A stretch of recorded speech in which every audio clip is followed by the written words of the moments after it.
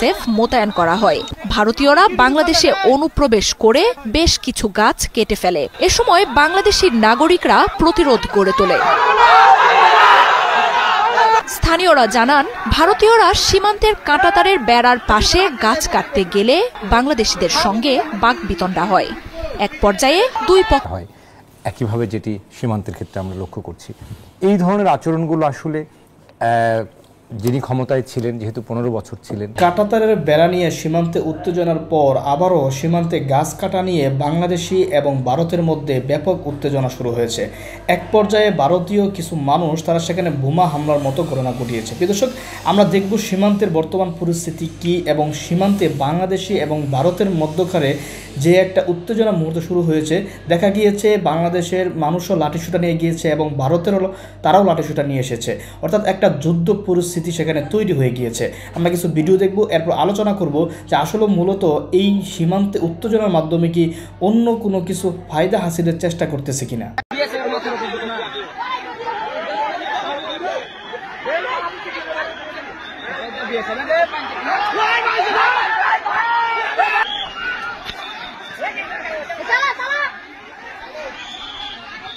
দেখেন তুমুল উত্তেজনা, বিজেপি বিএসএফ তুমুল উত্তেজনা চলছে।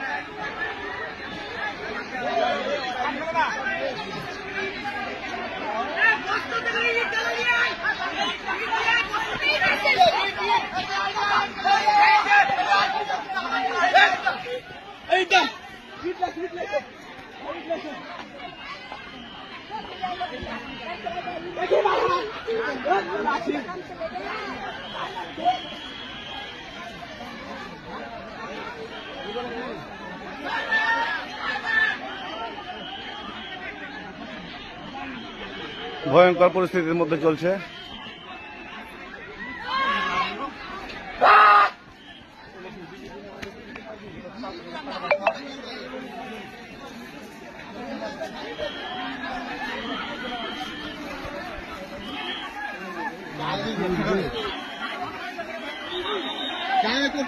বিজেপিকে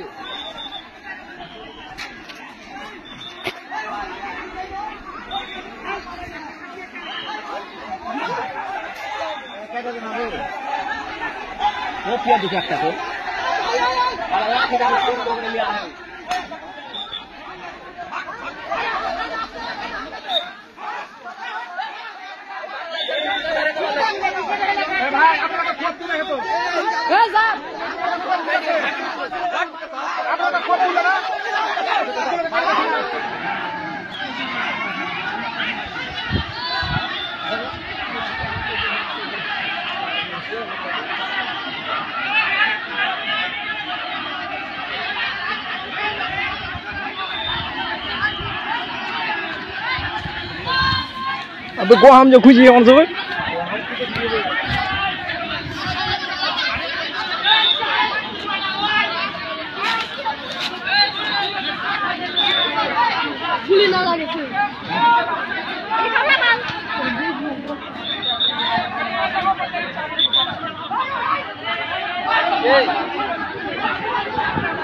अरे भारत और ये साहब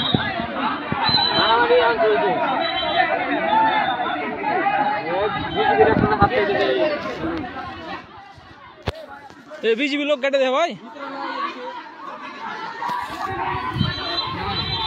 बीजेपी लोग काटे हैं कि हाई सर বাংলাদেশ ভারত টানাপোড়েনের মধ্যেই চাঁপাইনবাবগঞ্জ সীমান্তে বাংলাদেশি ও ভারতীয়দের মধ্যে সংঘর্ষের ঘটনা ঘটেছে। শনিবার চাঁপাইনবাবগঞ্জের কিরণগঞ্জ সীমান্তে ভারতীয় ও বাংলাদেশিদের মধ্যে এই সংঘর্ষের ঘটনা ঘটে। বেলা 11টার দিকে এই ঘটনা ঘটে বলে জানাচ্ছে স্থানীয়রা। এ সময় সীমান্তের উভয় পাশে অতিরিক্ত বিজিবি, বিএসএফ মোতায়েন করা হয়। ভারতীয়রা বাংলাদেশে অনুপ্রবেশ করে বেশ কিছু গাছ কেটে ফেলে। এ সময় বাংলাদেশের নাগরিকরা প্রতিরোধ গড়ে তোলে। স্থানীয়রা জানান, ভারতীয়রা সীমান্তের কাঁটাতারের বেড়ার পাশে গাছ কাটতে গেলে বাংলাদেশিদের সঙ্গে বাকবিতণ্ডা হয়। এক পর্যায়ে দুই পক্ষের মধ্যে বাধে সংঘর্ষ। পরে এতে বিজিবি ও বিএসএফকেও হস্তক্ষেপ করতে দেখা যায়। সামাজিক যোগাযোগ মাধ্যমে ছড়িয়ে পড়া ছবিতে সীমান্তে তুমুল উত্তেজনার চিত্র দেখা গেছে।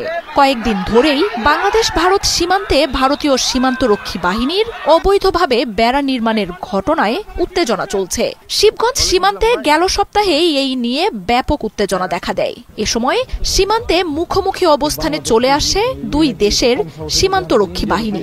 পরে বিজিবি ও বিএসএফ এর সাথে সীমান্তে অবস্থান নেন দুই দেশের স্থানীয়রাও। উত্তেজনার এক পর্যায়ে পতাকা বৈঠকে বসে দুই বাহিনী। তবে সংকট না কাটায় সীমান্তে অতিরিক্ত বিজিবি মোতায়েন করা হয়। শুধু চাঁপাইনবাবগঞ্জই নয়, আরও বেশ কয়েকটি সীমান্তে ভারত অবৈধ বেড়া নির্মাণ কাজের উস্কানি দেয় গেল রবিবার ভারতীয় হাইকমিশনার প্রণয় ভার্মাকে ডেকে পাঠায় পররাষ্ট্র মন্ত্রণালয়। এর পাল্টা জবাবে পরের দিনই বাংলাদেশের ডেপুটি হাইকমিশনার নুরুল ইসলামকে তলব করে নয়াদিল্লি। পাল্টাপাল্টি এই তলবের ঘটনায় বাংলাদেশ ভারত সম্পর্কে দেখা দেয় নতুন উত্তেজনা। ভারতের রাষ্ট্রদূতের সাথে বৈঠকে সীমান্তে বিএসএফ এর উস্কানিমূলক কর্মকাণ্ডের বিষয়ে উদ্বেগ জানানো হয়। বারবার অঙ্গীকার দিয়েও ভারত সীমান্ত হত্যা অব্যাহত রাখায় জানানো হয় অসন্তোষ। সীমান্তে উত্তেজনা বাড়ে এমন কোনো উস্কানি না দিতে দিল্লিকে পরামর্শ দেয়া হয়। পররাষ্ট্র মন্ত্রণালয় থেকে বের হয়ে ভারতীয় হাইকমিশনার জানান, সীমান্ত নিরাপত্তা ও বেড়া নিয়ে দুই দেশের ভালো বোঝাপড়া রয়েছে। এছাড়াও সীমান্তে অপরাধ, মানব পাচার এবং চোরাচালান বন্ধে ভারতের পক্ষ থেকে বেড়া নির্মাণ কাজ হাতে নিয়েছে বলে তুলে ধরেন প্রণয় ভার্মা। সহযোগিতার মাধ্যমে সংকট সমাধানের কথাও জানান তিনি। তবে ঢাকার কড়া বার্তার কয়েক ঘণ্টা পরই দিল্লিতে বাংলাদেশের ডেপুটি হাই কমিশনার নুরুল ইসলামকে তলব করে ভারতের পররাষ্ট্র মন্ত্রণালয়। সোমবার দুপুরে দিল্লি প্রশাসনের সাথে বৈঠক করেন তিনি। বাংলাদেশের সাথে ভারতের রয়েছে 4096 কিলোমিটারের দীর্ঘ এক সীমান্ত। এর মধ্যে পশ্চিমবঙ্গের সঙ্গে থাকা 2200 কিলোমিটার সীমান্তের 20% কোনো প্রাচীর নেই। আগস্টে আওয়ামী লীগ সরকারের পতনের পর শেখ হাসিনাকে আশ্রয় দেয়া সহ নানা ইস্যুতে ভারতের সাথে বাংলাদেশের সম্পর্কের টানাপোড়েন শুরু হয়। সংখ্যালঘু ইস্যু সহ দেশটির গণমাধ্যম ও রাজনীতিবিদদের বাংলাদেশ নিয়ে নানা ধরনের উস্কানিমূলক বক্তব্যে বিশ্লেষণ আসলে তুলে ধরতে চাই। আজকের গণতন্ত্র আমাদের সঙ্গে দুজন বিশেষজ্ঞ আজকে স্টুডিওতে সময় দিয়েছেন। আমাদের সঙ্গে রয়েছেন অধ্যাপক এম শাহিদুজ্জামান, রয়েছেন আন্তর্জাতিক সম্পর্ক বিশ্লেষক। স্বাগত জানাচ্ছি এম শাহিদুজ্জামান আপনাকে। আমাদের সঙ্গে আরও একজন অতিথি রয়েছেন, আন্তর্জাতিক নিরাপত্তা বিশ্লেষক রয়েছেন মেজর জেনারেল অবসরপ্রাপ্ত ডক্টর মনিরুল ইসলাম আখন্দ। স্বাগত জানাচ্ছি মনিরুল ইসলাম আখন্দ আপনাকে। আমরা দর্শকদের যেটি বলছিলাম যে বাংলাদেশ ভারত সীমান্ত উত্তেজনার নিয়ে আজকে যেহেতু আমরা আলোচনাটা করছি, শুরুতেই অধ্যাপক এম শাহিদুজ্জামান আপনাকে দিয়ে যদি শুরু করি, সব মিলিয়ে আমরা ঘটনাগুলো আজকের সংবাদের মাধ্যমে, আপনারা হয়তো সংবাদ মাধ্যম থেকেও জেনেছেন যে সীমান্তে বেড়া নির্মাণের বিষয়ে প্রণয় ভার্মা কথা বলেছেন, যে দুই দেশের বিএসএফ বিজিবি তারা যোগাযোগ করছে, যেহেতু ডেকে এক ধরনের প্রতিবাদ জানিয়েছে পররাষ্ট্র মন্ত্রণালয়। পরিস্থিতিটা আসলে এমন হলো কেন, যদি এভাবেই শুরুটা করি? ধন্যবাদ। যেহেতু সময় সীমিত, সরাসরি যাচ্ছি প্রসঙ্গে। দেখেন, এই পরিস্থিতিটা যে কেন এরকম টার্ন নিল, কেনই বা আন্তর্জাতিক আইন বা বর্ডার সংস্কৃতি যেভাবে ধারণ করার কথা আন্তর্জাতিক আইন অনুযায়ী তা হয়নি ঠিক মতো, এটা বুঝতে অসুবিধা হয় না। এটা ঘটেছে এই যে আওয়ামী শাসন যে ছিল, আওয়ামী শাসনে ভারত যেসব যেভাবে এই আওয়ামী শাসকদেরকে ক্ষমতায় বসিয়েছে তার বিনিময়ে এই আওয়ামী লীগ কতগুলো এমন চুক্তি সই করেছে যেগুলো সরাসরি ভারতকে অ্যাবসলিউটলি অযাচিত এমন এমন বেনিফিটস দেওয়ার প্রসঙ্গ বাস্তবায়ন করেছে যেগুলো আন্তর্জাতিক সীমান্ত আইনের বরখেলাপ করা হয়। যেমন ধরেন এই যে আপনি একটু আগে বললেন যে ভারতীয় হাই কমিশনারকে ডেকে এনে বলা হয়েছে, ভদ্রলোক আপাত দৃষ্টিতে অতীত তার আচরণগুলোয় আমরা দেখেছি যে সত্যিকার অর্থে একজন আন্তর্জাতিক আইন সম্পর্কে সচেতন এবং প্রচণ্ড প্রখর একজন প্রফেশনাল কূটনীতিক। আজকে যতদূর সংবাদ মাধ্যমে দেখলাম যে আমাদের পররাষ্ট্র সচিব যখন তাকে পয়েন্ট আউট করলো যে এই যে সীমান্তে বারবার ভারত আইন লঙ্ঘন করছে এবং ঘটনাগুলো ঘটছে, এমনকি কিছুদিন আগে তো একটা গুলি করে মেরেও ফেলা হয়েছে, সেখানে প্রণব বর্ধনের যে উত্তর আমি শুনলাম, সে বলছে যে ভারত যথাযথভাবে আন্তর্জাতিক সীমানা আইন মেনে চলে একটা বন্ধুত্বপূর্ণ সীমান্ত গড়ার, অর্থাৎ তার ইমপ্রেশনটা এমন যে India will go one step forward, যে যাতে আইন মেনে চলে। কিন্তু আমরা সবাই জানি এবং আজকে সকালেই বোধহয় এই হোম মিনিস্টার কিন্তু একটা সাক্ষাৎকার প্রেসের সামনে তুলে ধরেছে, বারবার হোম মিনিস্ট্রি ইনসিস্ট করছিল যে আমরা আমাদের জাতীয় স্বার্থ রক্ষা করব, আমরা কোনো ছাড় দেব না, আমরা অত্যন্ত কঠিন ভাষায় ভারতকে করব। কিন্তু যেটা সবচেয়ে স্পর্শকাতর দুর্বলতা তার কথায় বের হয়ে এসছে সেটা হচ্ছে এই যে দেখেন এই আগেকার সরকার এমন কতগুলা চুক্তি করেছে, বিশেষ চুক্তি, যার কারণে তারা ওই চুক্তিগুলার সুযোগ নিচ্ছে এবং আমরা ওই ধরনের চুক্তি করার ফলে এখন আমরা কিছু বলতে পারতেছি না। এখানেই কিন্তু তার দুর্বলতাটা বের হয়ে আসছে। কিছু বলতে পারছেন না মানে এটা কেমন কথা?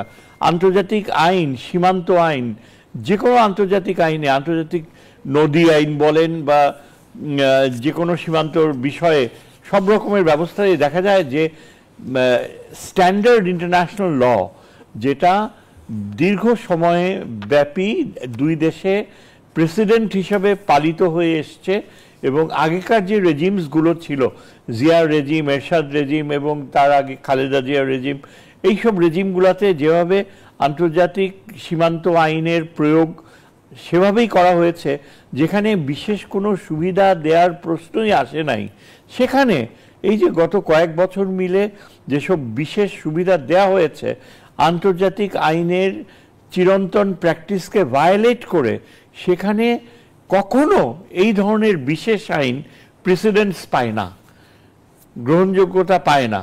এটা একেবারে সর্বজন স্বীকৃত বাস্তবতা এবং আমরা যদি কোনো আন্তর্জাতিক আদালতে যাই স্পষ্টতই বোঝা যাবে যে আপনি জিরো লাইনে কিভাবে আপনি স্ট্রাকচার তুলবেন। জিরো লাইনে স্ট্রাকচার তোলার প্রশ্নই ওঠে না। যদি সেটা যদি দিয়ে থাকে, এটা যে অ্যাম্বাসেডর বলছে এভাবে, এটা তো মানে একটা নির্লজ্জ ডমিনেটিং অ্যাটিটিউড এবং সেখানে বিএসএফ বিজিবি আলোচনায়ও তারা যে এইসব, এটা বলা উচিত যে আমরা আন্তর্জাতিক মিডিয়াকে ডেকে এনে তাহলে এগুলো তুলে ধরবো, এটাই হবে ঠিক। আমরা দেখেছি যে আজকে স্বরাষ্ট্র উপদেষ্টা কিন্তু বলেছেন যে বিজিবি শক্ত অবস্থান নেওয়ার কারণে আসলে বা জনগণও শক্ত অবস্থান নেওয়ার কারণে তারা কিছুটা পিছু হটেছেন এবং আমরা দেখেছি যে 5টা স্থানে কিন্তু আরো আগের যদি ঘটনা একটু ব্যাকগ্রাউন্ড টেনে আপনাকে বলি যে চাঁপাইনবাবগঞ্জ বা লালমনিরহাটের যে 3 বিঘা করিডোর বা নওগাঁ পত্নীতলার কথা যদি বলি, এরকম 5টা স্থানে কিন্তু তারা মানে 150 গজের মধ্যে কিন্তু কাঁটাতারের বেড়া নির্মাণের তারা চেষ্টা চালিয়েছিলেন। সেটাকে তারা আজকে স্বরাষ্ট্র উপদেষ্টা বলেছেন যে এটা ঠেকানোর চেষ্টা করা হয়েছে, ঠেকানো গেছে শুধুমাত্র জনগণ সাথে থাকার কারণে।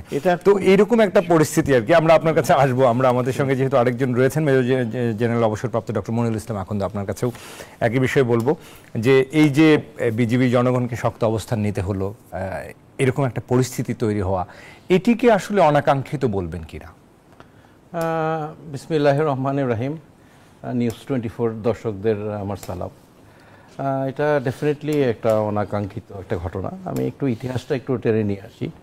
আমাদের ভারতের সাথে আমাদের সর্বমোট 4156 কিলোমিটার বর্ডার এবং এই বর্ডারের মধ্যে ভারত ইতিমধ্যে 3271 কিলোমিটার বর্ডারে অলরেডি তারা তার কাটার বেড়া দিয়েছে এবং 885 কিলোমিটার বাকি আছে। ভারতের সাথে বাংলাদেশের মোট 4টা চুক্তি হয়েছে সীমান্ত নিয়ে। 1974-এ একটা, 75, 2011 সালে 2টা হয়েছে, মানে সবগুলোই চুক্তি হয়েছে আওয়ামী লীগ সরকার ক্ষমতায় থাকা অবস্থায়। এবং আমাদের ভারত বাংলাদেশ যুক্ত সীমান্ত নির্দেশাবলী 1975 অনুসারে আমরা সীমান্ত 0 লাইন থেকে বাংলাদেশ হোক ভারত হোক 150 গজের মধ্যে আমরা কোনো স্থাপনা, পার্মানেন্ট কোনো স্থাপনা নির্মাণ করতে পারবো না, বিশেষ করে যেটার ডিফেন্স পোটেনশিয়ালিটি আছে, প্রতিরক্ষা পটেনশিয়ালিটি আলা কোনো পার্মানেন্ট কনস্ট্রাকশন করতে পারবো না, যার মধ্যে wire fencing is a defence potentiality থাকা একটা ব্যাপার। 150 গজের মধ্যে আমরা থাকতে পারবো না।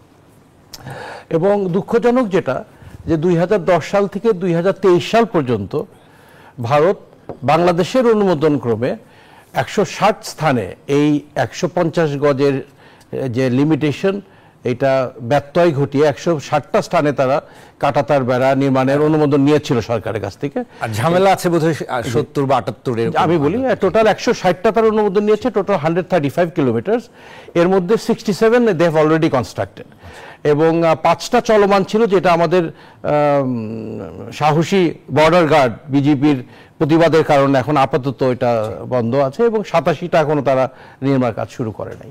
এবং যেগুলো তারা নির্মাণ করেছে ওখানেও কিন্তু যে অনুমোদন ছিল, ওই অনুমোদন তো নেওয়াই ঠিক হয়নি, অনুমোদনেরও অনেক ব্যত্যয় ছিল। যেরকম সেগুলোর ক্ষেত্রে তারা বলা ছিল যে যতটুকু সম্ভব পিছনে যেতে হবে, as close as possible to 150 years, পিছনে যাওয়া সুযোগ থাকা সত্ত্বেও তারা 0 লাইনের খুব কাছাকাছি তার কাটা বেড়াটা দিয়েছে।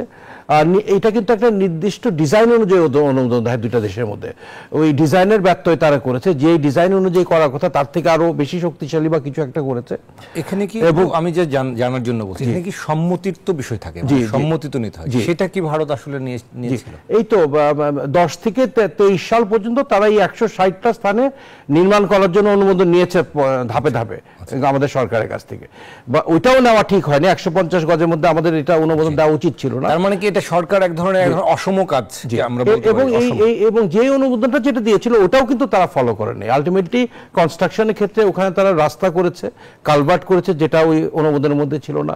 যতটুকু পিছনে যেতে পারতো ততটুকু যায় নেই, এখানেও একটা ব্যর্থ হয়েছে, এবং ডিজাইনটা তারা ফলো করেনি। এবং এটার পাশাপাশি তারা অনুমোদিত ডিউটি পোস্ট, সিসি ক্যামেরা এবং এইসব জিনিস তারা লাগে, যেটা আমাদের এই ডিজাইনের মধ্যে ছিল না। সুতরাং আমরা যতটুকু দিয়েছি ওটাই দেওয়া উচিত হয় নাই, যতটুকু দিয়েছি তার থেকেও বেশি তারা আমাদের কাছ থেকে নিয়েছে।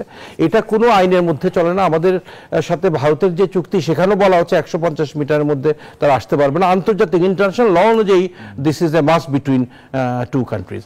এবং সশস্ত্র বাহিনী, বর্ডার গার্ড ছাড়া, পুলিশ ছাড়া 5 মাইল বা 8 কিলোমিটারের মধ্যেও কিন্তু কোনো সশস্ত্র বাহিনী আসার কোনো নিয়ম নাই। আমাদের বাংলাদেশি যত ক্যান্টনমেন্ট আছে আমরা এমনভাবে ডিপ্লয়মেন্টটা করেছি যাতে কোনোভাবেই বর্ডারের 5 মাইলের মধ্যে এটা না থাকে।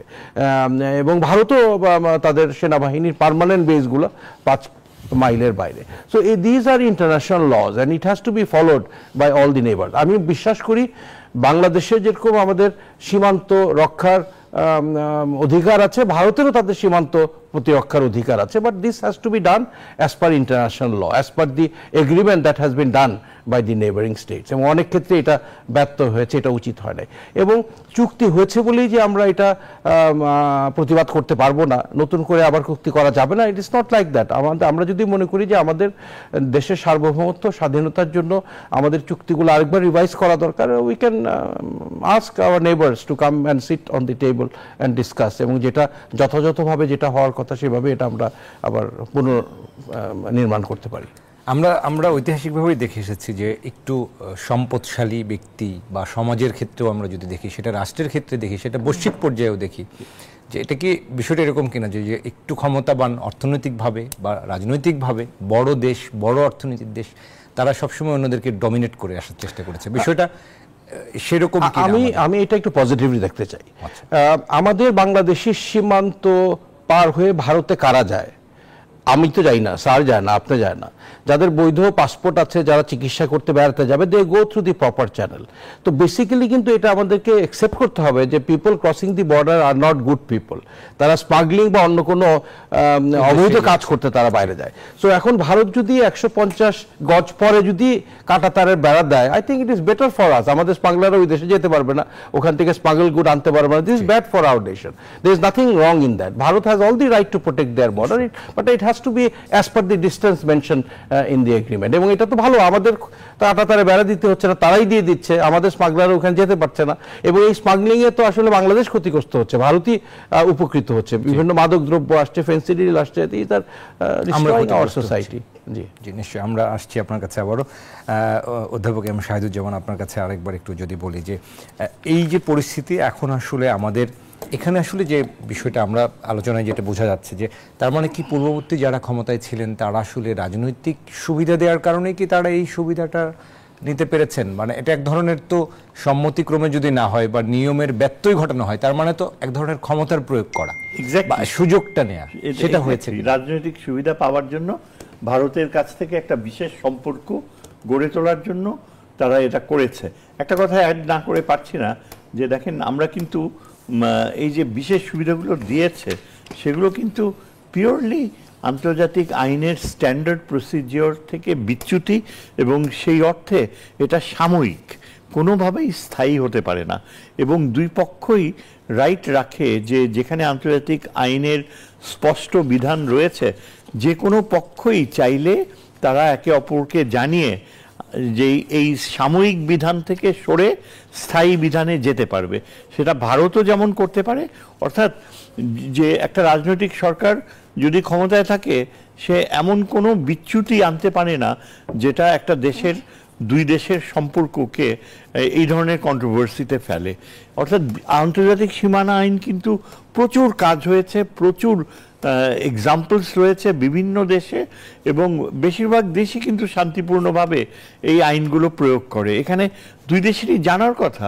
আজকে যদি আমাদের এই ইন্টারিম গভর্নমেন্ট বলে যে আমরা সরি, আপনারা যেসব চুক্তিগুলো সই করেছেন এগুলো আমাদের জাতীয় স্বার্থের বিপক্ষে আমরা মনে করি, আমরা আন্তর্জাতিক আইনের যে স্থায়ী নিয়ম রয়েছে সেখানে ফিরে যেতে চাই, ভারত সেটা মেনে নিতে বাধ্য। যদি ভারত সেটা না মানে তাহলে সুস্পষ্টভাবে বলা যায় যে ভারত চাপিয়ে দিচ্ছে। এবং এই যে তাদের অ্যাম্বাসেডর যদি সত্যিই বলে থাকে আজকে যে তারা এই যে চুক্তিগুলো সই করা হয়েছে সেটাই মেনে চলছে, এটা তাহলে ঠিক মানে আন্তর্জাতিক আইনকে ডেভিয়েট করা হচ্ছে। সুতরাং আমি মনে করি যে আমাদের নিজেদের ওই ধরনের সামর্থ্য গড়ে তুলতে হবে যে আমরা যেন নিজেদের মনে করি না যে ভারতের চাপে এইসব বিষয়ে মেনে নিব। যেমন যেটা হোম মিনিস্টার কিন্তু একবার বলে বসছে, আজকে সাক্ষাৎকারে দেখলাম যে কিছু করার নাই, এখন সই করে ফেলছে, আমরা কি করব। এটা তো he should not say that, এটা দুর্বলতা প্রকাশ করা। এবং তাহলে আপনি আন্তর্জাতিক আইন সম্পর্কে ওদের চাপের কাছে নথি স্বীকার করছেন, যেটা একেবারেই আমাদের দুর্বলতা। আমাদের শক্তি সঞ্চয় করতে হলে আমাদের পররাষ্ট্র নীতির ক্ষেত্রে যেভাবেই হোক, একটা ভারত যতই শক্তিশালী হোক আমাদেরও শক্তি অর্জন করার বিভিন্ন উপায় রয়েছে। আন্তর্জাতিক আইন এবং আন্তর্জাতিক কূটনীতিতে আপনার প্রচুর অপশনস রয়েছে। আপনি মিত্রতার সম্পর্কে যেতে পারেন, আপনি আরেকটা দেশের সাথে সামরিক সম্পর্ক আনতে পারেন, যেখানে প্রয়োজন হলে আপনি সমরাস্ত্র বা অন্য দেশের কোনো সহযোগিতায় ট্রুপস ডিপ্লয়মেন্টের নীতিতে যেতে পারেন। এখানে কোনো অনৈতিক কিছু না, আন্তর্জাতিক আইনে এগুলো সব স্বীকৃত নিরাপত্তা ব্যবস্থা। ছোট রাষ্ট্র বড় রাষ্ট্র সম্পর্কের ক্ষেত্রে নিরাপত্তার জন্য এবং বর্ডার সংরক্ষণের জন্য আপনি যে কোনো বাস্তবধর্মী আপনাকে অন্য পক্ষকে জানাতে হবে তেমনও কোনো কথা নাই। আপনার কোনো মিত্র শক্তি, মিত্র বন্ধু থাকতে পারে, যে আমেরিকান ফোর্সেস বিভিন্ন দেশে দেখেন, কোরিয়ান ওয়ারের সময় কোরিয়াতে, এখন পর্যন্ত জাপানে আমেরিকান ফোর্সেস আর দেয়ার, বিভিন্ন দেশে মিডল ইস্টে রয়েছে, অন্যান্য দেশের থাকে। এটা একটা আন্তর্জাতিক। কিন্তু আমাদের আসলে প্রবলেমটা হয়েছে যে এই গত 15-16 বছরে এই যে সরকার ক্ষমতায় ছিল, তাদের এই অ্যাপিজমেন্ট নীতি, আপোষকামী নীতি এবং ক্ষমতায় থাকার লোভ, যার ফলে তারা আন্তর্জাতিক আইনে একটা ছোট রাষ্ট্রর যেসব সুবিধা, যেসব মিত্রতা বা আনতে পারতো, সেই পথ থেকে কখনোই ভয়েস রেজটা হয়নি, আমরা রেজ করিনি। এবং আমাদের মিত্রতা যদি থাকে, আমি ধরেন আমাদের অন্য কোনো পার্শ্ববর্তী দেশের সাথে অত্যন্ত ঘনিষ্ঠ সম্পর্ক থাকতে পারে, অতীতে ছিল, তার ধারাবাহিক। ভারতের কোনো অধিকার নেই যে সেখানে আমাদের প্রশ্ন করে কিংবা আমাদের আন্তর্জাতিক আইনের পালন করা নিয়ে কোনো করে। বরং ভারত যে অন্যায়ভাবে চাপিয়ে দেয়, যে অন্যায় ট্রিটিগুলো, একটা অনির্বাচিত সরকার ছিল জেনেও কিন্তু ভারত এইসব চুক্তি করেছে, সম্পূর্ণভাবে একটা অবৈধ আনফ্রেন্ডলি আচরণ করেছে। এই বিষয়গুলো কিন্তু আমাদের সরাসরি তুলে ধরার অধিকার রয়েছে, কিন্তু আমাদের যদি সরকার ওই ধরনের মেরুদণ্ড না থাকে, সেটা খুবই দরকার। এবং সেজন্য আমার মনে হয় যে একটা ইলেকটেড গভর্নমেন্টের হয়তো ওই ধরনের শক্তি থাকবে, যখন জনগণের কতখানি সমর্থন, এই যে আমাদের বর্ডারে সমস্ত জনগণ, তার মানে এর অর্থ কি প্রতিবাদ মুখর হয়েছে, প্রতিবাদ মুখর। এবং একটা ইলেকটেড গভর্নমেন্ট থাকলে সত্যিকার অর্থে পার্লামেন্টে রেজলিউশন পাস করা সম্ভব। পররাষ্ট্রমন্ত্রী বা ডিফেন্স মিনিস্টার সরাসরি বলবে এবং অপোজিশনও ধরবে যে আপনি কেন বাংলাদেশের স্বার্থ এভাবে বিকিয়ে দিচ্ছেন। সেটাই আমাদের একটা বড় প্রয়োজন। অনেক ধন্যবাদ। আমরা মনিরুল ইসলাম আকন্দ, আমরা যদি একটু ঐতিহাসিকভাবে বলি যে ভারত যেহেতু আমাদের একটা বন্ধু প্রতিম রাষ্ট্র, সেটা আমরা দীর্ঘদিন ধরে মানুষের মধ্যে সেটা একটা ধারণা ছিল। আমরা কি বিষয়টা এরকম যে বিগত সরকার যেহেতু টানা 15 বছর একটানা শাসন করেছেন, আমরা দেখেছি মানুষের মধ্যে ভারত বিদ্বেষ একটা আচরণও তৈরি হয়েছে একটা বড় শ্রেণীর মধ্যে। আমরা যখন দেখেছি ইলিশ বাংলাদেশের মানুষ খেতে পারছেন না, তাদের ওখানে যাচ্ছে, সেটা নিয়ে সামাজিক যোগাযোগ মাধ্যম বা গণমাধ্যমে আমরা মানুষকে সরব হতে দেখেছি। আমরা যখন দেখি আমাদের জামদানির কপিরাইট চলে যায় বা নেওয়ার প্রচেষ্টা হয়, একইভাবে যেটি সীমান্তের ক্ষেত্রে আমরা লক্ষ্য করছি।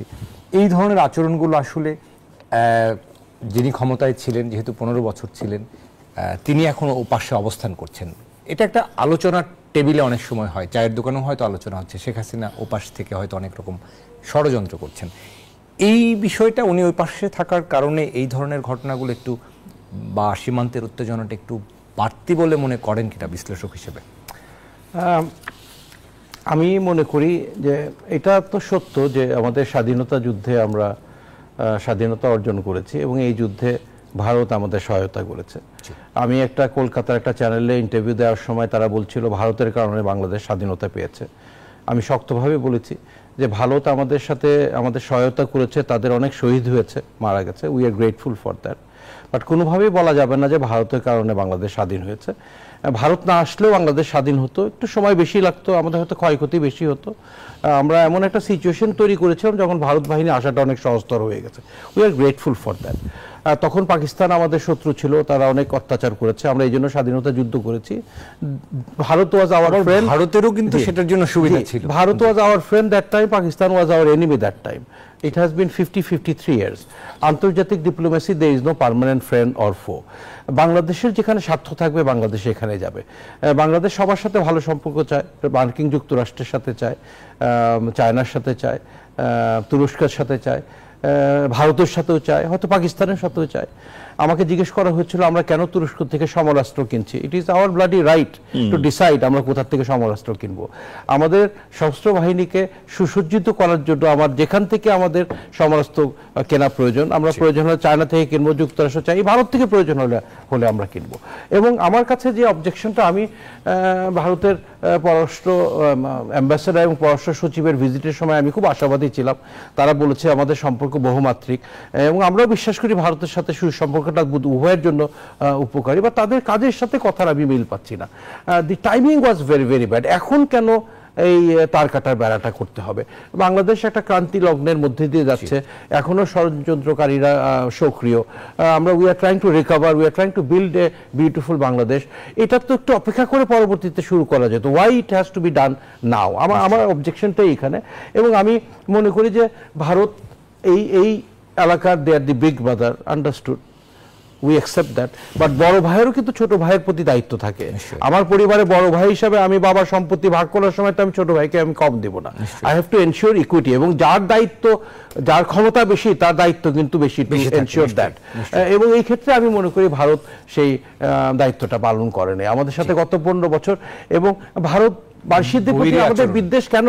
আসলে বাংলাদেশি মানুষ এখনো ভারতের মানুষদের প্রতি আমাদের বিদ্বেষ নাই, সরকারের প্রতি আমাদের বিদ্বেষ। এবং এই বেশি বেশি নেওয়ার কারণে, বৈষম্যপূর্ণ এগ্রিমেন্টগুলো হওয়ার কারণে কিন্তু আমাদের ভালোবাসা হারিয়েছে সরকারের নীতির প্রতি। আমি কিন্তু ভারতের ডিপ্লোম্যাটস এবং তাদেরকে আমি অনেক মেধাবী মনে করতাম, বাট আই কান্ট আন্ডারস্ট্যান্ড যে তারা ইচ্ছে করে একটা বন্ধুপ্রতিম দেশের জনগণের মধ্যে এই বিদ্বেষটা, বিষটা কেন তারা তৈরি করলো। এবং তাদের মিডিয়া যেভাবে মিথ্যাচার করছে, যত করছে তত আমাদের হেট্রেড বাড়ছে আমাদের পার্শ্ববর্তী দেশের প্রতি। দুই দেশের জন্যই ক্ষতিকর। আমরা চাই আমাদের প্রতিবেশীর সাথে সুন্দর একটা সম্পর্ক হবে, এবং all have to work together. দুই সরকার কাজ করতে হবে, জনগণ কাজ করতে হবে, media has to work together. But এখানে মিডিয়ার ব্যবহার এবং সরকারেরও যে পদক্ষেপগুলো, তার কাটা বেড়াতে এখন দেওয়ার কোনো প্রয়োজন ছিল না। It could have waited for another 1 year যখন পরিস্থিতিটা একটু স্বাভাবিক হয়। তো এই ক্ষেত্রে আমি মনে করি যে আসলে ওরা 15 বছর পেতে পেতে এমন একটা অভ্যাস হয়ে গেছে যে এখন it has become a habit.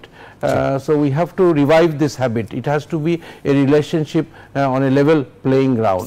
We'll give whatever we get. এরকম একটা সম্পর্ক আমাদের স্থাপন করতে হবে। অনেক ধন্যবাদ মেজর জেনারেল অবসরপ্রাপ্ত ডক্টর মনিরুল ইসলাম আখন্দ এবং অধ্যাপক ডক্টর শাহিদুজ্জামান। আমরা একটা বিরতি নেবার সময় হয়েছে, বিরতি থেকে ফিরে এসে এই বিষয় নিয়ে আমরা আরো বিস্তারিত কথা বলতে চাই। দর্শক, আড়াইসি গণতন্ত্রে আজকে আমরা কথা বলছি বাংলাদেশ ভারত সীমান্ত উত্তেজনা নিয়ে। আরো কথা বলবো, আমাদের ছোট্ট একটা বিরতি থাকছে, আশা করি আমাদের সঙ্গেই থাকবেন। দর্শক, বিরতির পর আবার স্বাগত আড়াইসিএল স্টিল গণতন্ত্রের সাথে আছি বাবু কামরুজ্জামান। আমরা আজকে কথা বলছি বাংলাদেশ ভারত সীমান্ত উত্তেজনা নিয়ে। আমাদের সঙ্গে স্টুডিওতে দুজন নিরাপত্তা বিশেষজ্ঞ, আন্তর্জাতিক সম্পর্ক বিশ্লেষক রয়েছেন, সাথে রয়েছেন অধ্যাপক এম শাহিদুজ্জামান, আন্তর্জাতিক সম্পর্ক বিশ্লেষক। স্বাগত জানাচ্ছি আরও একবার। মেজর জেনারেল অবসরপ্রাপ্ত ডক্টর মনিরুল ইসলাম আখন্দ রয়েছেন, আন্তর্জাতিক নিরাপত্তা বিশ্লেষক। স্বাগত জানাচ্ছি আপনাকেও। আমরা বিরতির আগে যে আলোচনাগুলো করছিলাম, বিশেষ করে সীমান্তে বেড়া, ভারতীয় হাইকমিশনারকে তলব, একটু যদি আমরা আসি যে আমরা ঐতিহাসিক সম্পর্কের বিশ্লেষণও আপনি করছিলেন, আমরা অধ্যাপক এম শাহিদুজ্জামান আপনার কাছে যদি প্রশ্ন রাখি যে বাংলাদেশকে তারা এখন যে পরিস্থিতি আমরা দেখতে পাচ্ছি, সীমান্তে উত্তেজনা অথবা এই যে ঘটনাগুলো ঘটছে চিকিৎসার ক্ষেত্রে, ট্যুরিজমের ক্ষেত্রে, এখন যে পরিস্থিতি আমরা দেখেছি, দুদেশই কিন্তু অর্থনৈতিকভাবে এবং সার্বিকভাবে আসলে ক্ষতিগ্রস্ত হচ্ছে। কিন্তু কোথাও কি মনে করেন যে এই মানুষের স্বার্থকে উপেক্ষা করেই সরকার আসলে একটা পলিসি চাপিয়ে দেওয়ার চেষ্টা করছে, অথবা বাংলাদেশকে একটু চেপে ধরা যায় কিনা, এরকম একটা মনোভাব প্রকাশ করছেন ভারত? অবশ্যই করছে, এতে কোনো সন্দেহ নাই। অ্যাকচুয়ালি গত 4-5 মাস আমাদের যে অভিজ্ঞতা হয়েছে ভারতের সাথে, আমরা অনেক কিছু শিখতে পেরেছি, জানতে পেরেছি। ভারতের যে বাংলাদেশের প্রতি তাদের গত 15 বছরের বাস্তবতার কারণে যে মনস্তাত্ত্বিক পরিবর্তন হয়েছে, সেটা এই গত 4-5 মাসে তাদের প্রোপাগ্যান্ডা, থ্যাঙ্ক গড, আমাদেরকে অনেক কিছু শিখিয়েছে। আমরা মানে অভূতপূর্ব জ্ঞান লাভ করেছি, যেটা হয়তো কল্পনাই করতে পারতাম না। এবং সবচেয়ে বড় কথা হচ্ছে যে আমরা একটা স্বাধীন দেশ, just like Thailand, Indonesia, Malaysia, তাদের মতোই যে আমরা একটা দেশ, কিংবা পাকিস্তান বা শ্রীলঙ্কার মতো, এই চিন্তাটা তাদের ভিতর থেকে চলে গেছে। তাদের চিন্তায় বাংলাদেশের সমস্ত স্বাধীন পদক্ষেপ এখন যাই নেওয়া হোক, এটা তারা একটা মানে ভ্রুকুটি তাদের ইন্টারপ্রেটার্সদের মাঝে। এবং এই যে প্রাইভেট চ্যানেলসগুলো যেভাবে এখন প্রোপাগ্যান্ডা শুরু করেছে, সেটা ইন্ডিকেট করে দেয় যে at the backdrop of their mind বাংলাদেশকে তারা কিভাবে দেখতে চায়। প্রথম কথা হচ্ছে একেবারে ক্লিয়ারলি আমাদেরকে তারা ক্লায়েন্ট স্টেট হিসেবে দেখতে চায়, ভ্যাসেল স্টেট হিসেবে দেখতে চায়। এবং সেখান থেকে সরে যাওয়াটার প্রক্রিয়াটা যে আমরা চিন্তা করছি, বাস্তবায়ন করছি, এটা কিছুতেই ভারত মেনে নিতে পারবে না। তারা চাইবে আমাদেরকে হয় you are satellite or we will crush you. এবং এই জন্য তাদের মূল যে চিন্তাধারা, এর মূল উৎপত্তি হয়েছে এই যে বিজেপির যে সংস্কৃতি। সেখানে এই নরেন্দ্র মোদীর সবচেয়ে বড় সাকসেস স্টোরি ছিল বাংলাদেশ, যেটা তাদের অন্য দেশগুলোর সাথে আলাদা হয়ে গেল, বিচ্ছিন্ন হয়ে গেল। বাংলাদেশকে নরেন্দ্র মোদী বারবার দেখিয়েছে তাদের আরএসএস এর মাধ্যমে যে অখণ্ড ভারতের যে স্বপ্ন সেটা সবচেয়ে কাছাকাছি আনতে বাংলাদেশই সবচেয়ে অবদান রাখছে। এবং আমরা তো আনফর্চুনেটলি জানি না যে শেষ এক বছর কী ধরনের গোপন চুক্তি যে সই করেছে এই তথাকথিত সন্ত্রাসী প্রধানমন্ত্রী, যার কারণে আমরা এই ভারত এখন বারবার ইনসিস্ট করতেছে যে আমাদেরকে আচরণ প্রক্রিয়া, না হলে এই ধরনের অ্যাম্বাসেডর এসে যেখানে তার অ্যাপোলোজাইজ করার কথা যে আন্তর্জাতিক আইন ভাঙা হয়েছে, জিরো লাইনে কনস্ট্রাকশন করাটা আমাদের উচিত হয়নি, অ্যাপোলোজাইজ করার কথা স্বাভাবিক সম্পর্কে, নেপালের কাছেও করে, হ্যাঁ, কিন্তু আমাদেরকে সেভাবে করবে না। এবং এজন্যই আমাদের জন্য একটা বিরাট টাস্ক হচ্ছে। আমি তো মনে করি আন্তর্জাতিক কূটনীতির একজন ছাত্র হিসেবে যে কোনোভাবেই কিন্তু ভারতের কাছে কোনো দুর্বলতা দেখানো উচিত না। আমি জানি না কতখানি সত্যি, একটা টিভি মিডিয়াতে দেখলাম আমাদের প্রধান উপদেষ্টা তিনি তো অনেক সাহস দেখিয়েছেন, তাকে প্রশংসা করতে হয় যে চীনের সাথে, পাকিস্তানের সাথে, টার্কির সাথে আমরা যে নতুন নতুন সামরিক সম্পর্ক গড়ে তুলছি সেটার অনেক প্রশংসা করেছি। কিন্তু আজকে একটা মিডিয়াতে বলছিল যে প্রধান উপদেষ্টাকে কোট করে যে আমাদের দেশে কোনো বিদেশি সৈন্য স্টেশন করতে আমরা অ্যালাউ করব না। এই কথা আপনার বলার কি দরকার? করবেন কি করবেন না এটা আমাদের নিজস্ব দরকার, নিজস্ব ব্যাপার, কিন্তু আমরা করব না এটা আপনি কাকে এই মেসেজ দিচ্ছেন? যেই পাশের দেশ আপনাকে ভাববে যে আমাদের করাতে, বারবার হ্যামার করাতে বাংলাদেশ আস্তে আস্তে গিভিন করতেছে, এই ইমপ্রেশন কি আপনার দেওয়া উচিত? বরং প্রধান উপদেষ্টার বলা উচিত যে আমরা কি সম্পর্ক করব, কোথায় যাব, কোন অস্ত্র প্রয়োগ করব, কোন দেশ থেকে আমাদের দেশে আনবো, আমাদের ট্রেনিং দেওয়ার জন্য সেটা সম্পূর্ণ বাংলাদেশের সোভারেইন রাইট। সেই ভাষায় না যে, এবং আমি খুবই আতঙ্কিত বোধ করছি। আমি আশা করি যে এটা ভুল ছিল, আমি ভুল শুনেছি, তবে যদি প্রধান উপদেষ্টা এই ধরনের কোনো ইঙ্গিত দেন যে আমরা বিদেশের কোনো বন্ধু দেশ বা যে কোনো দেশই হোক তাদের সামরিক সহযোগিতা নিব না, আনবো না, স্টেশন করব না, ট্রেনিং পারপাসের জন্য থাকবে না, এইসব কথা আপনার বলার কোনো দরকার নেই। আপনি কেন বলবেন? আপনি একজন অর্থনীতিবিদ। কিন্তু আমার ভয় হচ্ছে যে কেউ কি তাকে মিসলিড করছে? এমন কি হতে পারে যে ভারতের প্রভাব, ভারতের প্রচণ্ড যে শক্তি এবং এই আওয়ামী লীগের যে অবৈধ অর্থের প্রভাব, সেটা কি বাংলাদেশের ভিতরে কোনোভাবে টাচ করছে ডিসিশন মেকিং লেভেলে? সেটাই আমার সবচেয়ে বড় যে সতর্ক হওয়ার প্রয়োজনীয়তা রয়েছে। এক্স্যাক্টলি। জি, অনেক ধন্যবাদ অধ্যাপক এম শাহিদুজ্জামান। আমরা মেজর জেনারেল অবসরপ্রাপ্ত মনিরুল ইসলাম আখন্দ আপনার কাছে আসতে চাই। একই বিষয় আসলে এখন আমাদের যে অবস্থা, তাতে করে আমাদের সতর্কতার কথা বলছিলেন ডক্টর শাহিদুজ্জামান, এম শাহিদুজ্জামান, আপনার কাছে কি মনে হয় যে আমরা আসলে ভারতের যে এই আচরণ এবং এই যে গত 5 মাসের যে আমাদের অভিজ্ঞতা, এখান থেকে আমাদের আসলে কি ধরনের পদক্ষেপ হওয়া উচিত এবং আমাদের সতর্কতার জায়গাগুলো কি হওয়া উচিত, অথবা আমাদের তাদের এই চেপে ধরা আচরণ থেকে যেন আমরা ঘুরে দাঁড়াতে পারি, সেটাই বা আমরা কিভাবে প্রকাশ করব? অন্যদিকে আমরা যেহেতু অন্তর্বর্তীকালীন সরকারের একটা পরিস্থিতির মধ্যে রয়েছে। জি, আমার মনে হয় আমাদের এটা খুব পজিটিভলি দেখে এখান থেকে আমরা কি বেনিফিট নিতে পারি এটা দেখা উচিত। আমাদের ভারত উপমহাদেশে ভারত বিগ ব্রাদার, শক্তিশালী দেশ। সিমিলারলি মধ্যপ্রাচ্যে কিন্তু সৌদি আরবে একটা শক্তিশালী বিগ ব্রাদার, এবং আপনারা জানেন কয়েক বছর আগে সৌদি আরবের সাথে কাতারের সম্পর্ক খারাপ হয় এবং কাতারের উপর তারা বিভিন্ন স্যাংশন দেয়, এবং কাতার কিন্তু এটা পজিটিভলি নিয়ে তারা তাদের ক্যাপাবিলিটি ইনক্রিজ করে। তারা অস্ট্রেলিয়া থেকে প্লেনে করে গরু উড়িয়ে নিয়ে আসে কাতারে, তাদের এগ্রিকালচারে তারা সেলফ ডিপেন্ডেন্সি অর্জন করে। সো এই সৌদি আরবের যে কয়েক মাস বা বছরখানিক যে স্যাংশন ছিল, এই স্যাংশনের পরে কিন্তু কাতার উঠে দাঁড়িয়েছে, এবং তারা এমনভাবে উঠে দাঁড়িয়েছে অনেক শক্তিশালী হয়েছে, কমে আসছে সৌদি আরবের উপরে। সিমিলারলি ভারত যদি আমাদেরকে ভিসা না দেয়, আমাদের রোগীরা যদি ওখানে চিকিৎসা নিতে না পারে, উই হ্যাভ টু লুক, প্রথমত আমাদের ক্যাপাবিলিটি বাড়াতে হবে, আমাদের চিকিৎসা, আমাদের অনেক মেধাবী ডাক্তার আছে। সেকেন্ড হচ্ছে we have other countries, Thailand আছে, মালয়েশিয়া আছে, we have to look for alternative, we have alternative. আমাদের যদি ভিসা না দেয় মানুষ, যদি আমার মেয়ের বিয়ের সময় আমি কলকাতা গিয়েছিলাম, আমার মেয়ের বিয়ের শাড়ি আমরা অনেক কিছু কিনে নিয়ে আসছিলাম, ভেরি নাইস ডিজাইন, অনেক কম দাম, ওখানে যার কাছ থেকে কিনেছি তাকে আমি টাকা দিয়ে কিনে নিয়েছি, সেও লাভবান হয়েছে, সেও অনেক খুশি হয়েছে। It is a win win situation for both. এখন ভারত সরকার যদি ভিসা বন্ধ করে, এখানে কারা ক্ষতিগ্রস্ত হচ্ছে? আমি তো মনে করি বাংলাদেশের থেকে ভারতীয় ব্যবসায়ীরা আর বেশি ক্ষতিগ্রস্ত হচ্ছে। তাদের হাসপাতালগুলোতে রোগী পাচ্ছে না, তাদের কলকাতার দোকানগুলোতে বিক্রি হচ্ছে না, সো আমাদের এখন একবার একজন গড একজনকে বললো যে তোমাকে আমি একটা জিনিস দিব, কিন্তু তোমাকে যা দিব তোমার প্রতিবেশীকে ডাবল দিব। তো সে চিন্তা করলে একটা গাড়ি চালে সে 2টা গাড়ি পাবে, একটা বাড়ি চালে সে 2টা বাড়ি পাবে। অনেক চিন্তা করে সে বললো যে আমার 1 চোখ কানা করে দেন, যাতে প্রতিবেশীর 2 চোখ কানা হয়ে যায়। তো আমি তো মনে করি ভারতের সাথে বাংলাদেশের এমনই সম্পর্ক, তারা আমাদের ক্ষতি করতে গিয়ে আমি তো মনে হয় তারাই বেশি ক্ষতিগ্রস্ত হচ্ছে, এবং গভর্নমেন্ট তাদের পলিসির কারণে তাদের ব্যবসায়ীরা, জনগণ ক্ষতিগ্রস্ত হচ্ছে। এবং এটা করেই কিন্তু আস্তে আস্তে তারা এই অঞ্চলে তারা সকল বন্ধুদের হারিয়েছে। মালদ্বীপ হারিয়েছে, শ্রীলঙ্কা, নেপাল, ভুটান, পাকিস্তান তো আগে থেকে ছিল, পাকিস্তান পার হয়ে ইরানকে হারিয়েছে। They have no friends in the neighbourhood, so call only friend which was Bangladesh.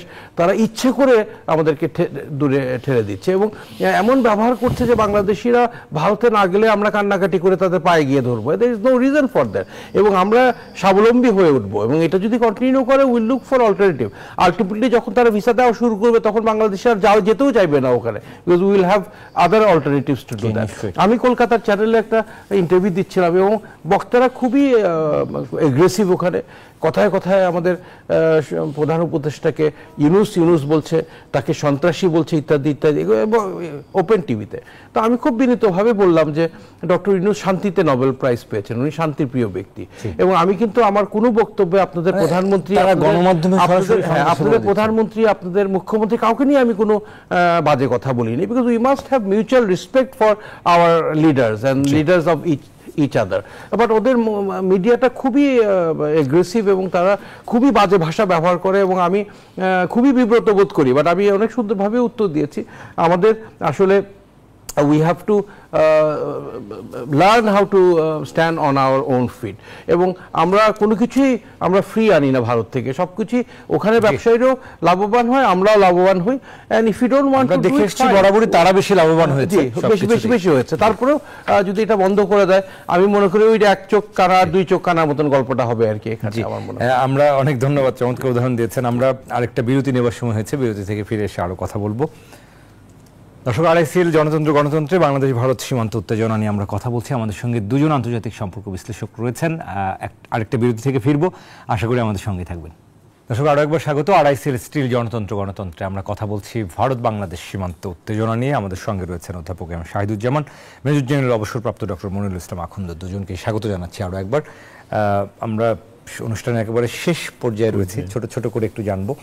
অধ্যাপক এম শাহিদুজ্জামান, আপনার কাছ থেকে যে বিষয়টি জানতে চাইবো, মোটা দাগে আমরা এখন যে পরিস্থিতিতে দাঁড়িয়ে আছি, সেই জায়গা থেকে যদি বলা হয় হোয়াট টু বি নেক্সট, মানে এর ভবিষ্যৎ আসলে কি, আমাদের করণীয় আসলে কি, অন্তর্বর্তীকালীন সরকারের বা কি করণীয়, সেই জায়গাটা নিয়ে যদি একটু বলতেন। Exactly, perfect question.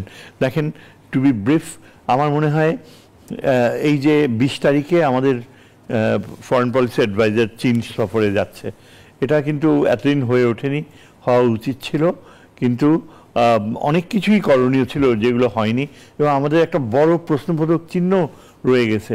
এটা কি ইউনুস সাহেবের ইঙ্গিতে, মার্কিন যুক্তরাষ্ট্রের কোনো কারণে, নাকি ভারত, শেখ হাসিনার ইয়েতে? আমার কাছে যেটা মনে হয় যে অনেক আগেই তিস্তার চুক্তি করা অনেক আগেই করা উচিত ছিল, চীনের সাথে প্রমিস ছিল, এবং আমাদের উত্তরবঙ্গে নিরাপত্তার একটা প্রশ্ন রয়েছে। আমি তো মনে করি যে চীনের সাথে আমাদের সরাসরি এমন কোনো নিরাপত্তা অ্যারেঞ্জমেন্টে যাওয়া উচিত যা চীনকে অনেক বেশি আমাদের আস্থা ও নৈকট্য আনবে। এটা ভুলে গেলে চলবে না যে প্রেসিডেন্ট জিয়া এবং এমনকি খালেদা জিয়ার সময়ও কিন্তু প্রচুর পরিশ্রম করা হয়েছিল চীনের আস্থা অর্জন করতে, আর চীন হচ্ছে আমাদের মেজর সাপ্লায়ার অফ ওয়েপন্স, এবং ভারতের বিপক্ষে যত রকম নিবারক করা যায়, ভারতের অসদাচরণকে নিবারক দিয়ে যদি পরিত্রাণ পাওয়ার কোনো প্রচেষ্টা কার্যকর হয়, চীনের চেয়ে কোনো দেশ অতখানি কার্যকর হবে না। আমার মনে হয় তিস্তার ব্যাপারে অগ্রসর হওয়া উচিত। বঙ্গোপসাগরে আমাদের সাবমেরিন চলাচল, নিরাপত্তা এবং ভারতীয় উপদ্রব থেকে রক্ষা পাওয়ার জন্য চীনের সাথে আমাদের বঙ্গোপসাগরেও একটা সহযোগিতার চুক্তি করা উচিত। অর্থাৎ আমি মনে করি এই সরকারের সময়েই নিরাপত্তা ক্ষেত্রে চীনের সাথে আমাদের অগ্রগতি হওয়া উচিত। কেননা আগামী সরকার যে কবে আসবে, একটা বছর লেগে যাবে, সেই সময়টাতে ভারত হয়তো আমাদেরকে আরও অনেক ক্ষতি করে ফেলতে পারে। সুতরাং আমাদেরকে আসলে এখন শক্তভাবেই আসলে মোকাবেলা করা উচিত এবং সতর্কও থাকা। এক্স্যাক্টলি আসলে আপনার পরামর্শ। অনেক ধন্যবাদ অধ্যাপক শাহিদুজ্জামান। আমরা মেজর জেনারেল অবসরপ্রাপ্ত ডক্টর মনিরুল ইসলাম আখন্দ, আপনার কাছে একটু যদি বলি যে এই মুহূর্তে বর্ডার ঘিরে যখন একটা বর্ডারে এই ধরনের ঘটনা ঘটে বা 5টা বর্ডারে এই ধরনের ঘটনা ঘটে, সারা বাংলাদেশেই সেই উত্তেজনাটা আসলে ছড়িয়ে পড়ে আমাদের সীমান্তগুলোতে। আমরা যেহেতু ঐতিহাসিকভাবে দেখেছি, আপনার যখন ফেলানি হত্যাকাণ্ডের কথা এখনও চোখে ভাসে, মানুষ বিমর্ষ হয়ে পড়ে।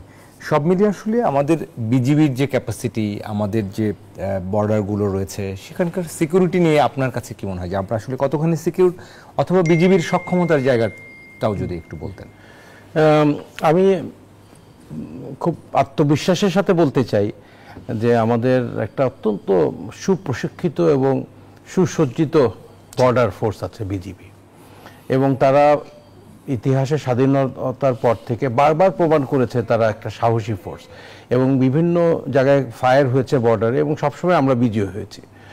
Very well trend, very well equipped, এবং বর্ডার ফোর্সের ট্যাঙ্ক নাই, গোলন্দাজ আর্টিলারি নেই, এগুলো বর্ডার ফোর্সের দরকার নেই। বাট একটা বর্ডার ফোর্সের যেসব অস্ত্র গোলা বারুদ থাকা দরকার, দে হ্যাভ 100%। তারা অত্যন্ত সুপ্রশিক্ষিত, ওয়েল ট্রেন্ড, এবং আমাদের বর্ডার, এবং এখন বর্তমানে যে ডিজিবি, আপনারা ভিডিওগুলো দেখেছেন, এখানে প্রত্যেকটা বার, আগের বার আমরা দেখেছি সীমান্তে কাঁটাতারের বেড়া দিতে আসে, যে কাঁটাতারের বেড়া আসলে দেওয়ার কোনো প্রয়োজন নেই, সেটা নিয়ে উত্তেজনা শুরু হলো। সেটা থামতে না থামতেই এখন সীমান্তের গাছগুলো তারা কেটে নিয়ে যাচ্ছে।